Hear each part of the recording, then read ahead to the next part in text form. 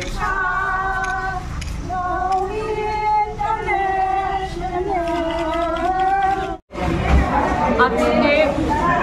আমাদের জন্য সারা ভারত গণতান্ত্রিক নারী সমিতি বিভিন্ন অংশের কর্মীদের জন্য এবং আমাদের গণ আন্দোলনের নেতৃত্ব পার্টির নেতৃত্ব সকলের জন্য একটা অত্যন্ত বেদনার দিন।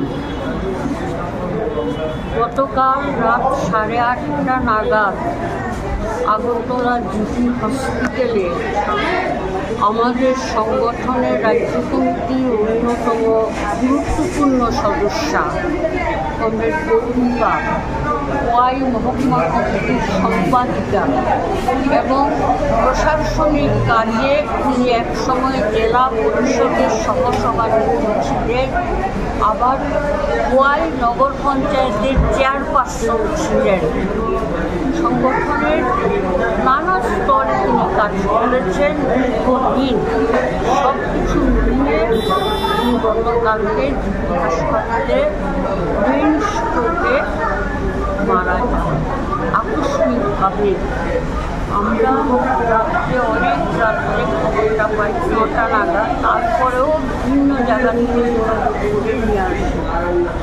কমরেড গৌরীবা অত্যন্ত দক্ষতা সম্পন্ন কর্মী ছিলেন, নিরহংকারী, সহজ সাধারণ জীবনধারা, সংগঠনের পার্টি সর্বক্ষণের কর্মী, পার্টি ছাড়া সংগঠন ছাড়া তার জীবনে আর কিছু ছিল না।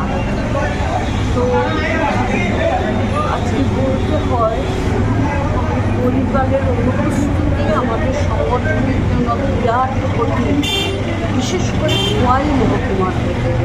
এরকম একজন গুরুত্বপূর্ণ কমরেড, এরকম একজন দায়িত্বশীল কমরেড, নিরহংকারী এবং অত্যন্ত দক্ষতা সম্পন্ন কমরেডের অকালে প্রয়াণ অত্যন্ত বেদনা।